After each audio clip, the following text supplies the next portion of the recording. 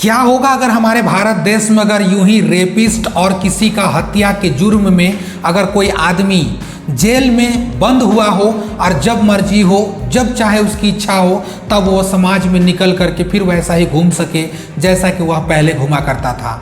क्या होगा हमारा देश का जब किसी इंसान के अंदर वो डर भय बिल्कुल ख़त्म हो जाए और उसके बाद वो इंसान समाज में आकर के ऐसा जिंदगी जीना शुरू कर दे कि उसने जैसे कोई क्राइम ही नहीं किया था। जी हाँ दोस्तों, आप सुन करके शॉक हो जाइएगा। आप सुन करके आपका दिमाग माथा आप पकड़ लेंगे कि आखिरकार ये कैसे हो सकता है। हम बात कर रहे हैं, आपको पता है कि बाबा राम रहीम की, जो कि अभी 40 दिनों के लिए फिर से जेल से बाहर चले आए हैं। सबको पता है कि बाबा राम रहीम जो रेप और मर्डर जैसे कई गंभीर मुद्दों पर उनको जेल हुआ था, उनको सजा हुआ था, उनको जेल में बंद करके रखा गया था। लेकिन हर समय के जैसा भी अभी 2 दिन पहले देखा गया कि अभी वो पैरोल पर 40 दिन के लिए भी बाहर हो गए हैं। अब आप इमेजिन करेंगे तो आपका दिमाग बिल्कुल खराब हो जाएगा कि ये जो गुरमीत बाबा राम रहीम है, ये पिछले 8 सालों में 375 दिन जेल से बाहर रह चुका है। अब आप सोच के जरा देखिए कि ये 375 दिन, साल में 365 दिन होता है और साल में 365 दिन होने के बावजूद वो 1 साल कहलाता है।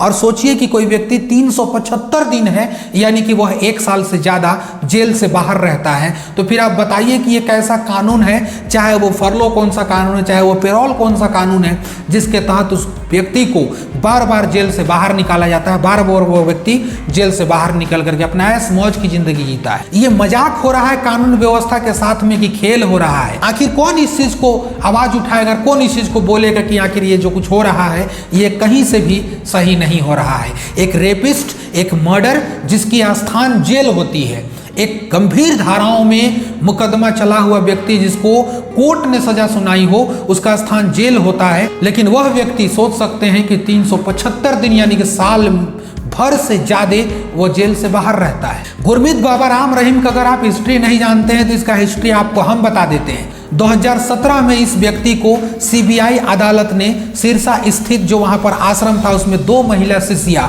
जो कि साध्वी थी, उनके साथ में बलात्कार करने पर इनको 20 साल की सजा सुनाई जाती है और उनको गिरफ्तार करके जेल भेजा जाता है। यही नहीं बल्कि और सुनिए, इसके पहले अगर अप्रैल 2025 में आप देखेंगे तो उस समय 21 दिन के लिए फरलो का जो कानून है उस कानून के तहत ये व्यक्ति बाहर होता है। आप अंदाजा लगाएंगे तो आपका दिमाग और भी खराब हो जाएगा, क्योंकि यह व्यक्ति 2025 से लेकर के अब तक, 2025 जब से चढ़ा है तब तक 14 बार ऐसा समय आया है जो कि जेल से बाहर निकल करके चला आया है। और इसकी आगे की सच्चाई अगर आप जानेंगे तो और आपका दिमाग शॉक हो जाएगा, क्योंकि 2025 से लेकर के अभी तक यह व्यक्ति 2025 जब चढ़ा था उस समय से अब तक यह व्यक्ति 14 बार जेल से बाहर आ चुका है। यह कैसे हो सकता है, यह कैसे संभव हो सकता है, आप जरा सोच के देखिए। जैसा कि अभी आपको हमने बताया कि 2017 में 2 साध्वी का जो बलात्कार हुआ था उनके जुर्म में इस व्यक्ति को 20 साल के लिए सजा सुनाया गया था। 2019 में एक पत्रकार थे जिनका नाम था रामचंद्र छत्रपति, उनकी भी जो हत्या हुई थी, मौत हुई थी, उनका ऊपर भी सजा ठहराया गया था, दोषी ठहराया गया था। फिर बाद में देखेंगे तो 2002 में आप अगर जाएंगे तो 2002 में अपने ही मैनेजर का हत्या करने के जुर्म में जो आपका मैनेजर रंजीत सिंह थे, उनकी हत्या के मामले में इसको उम्र कैद की सजा सुनाया गया था।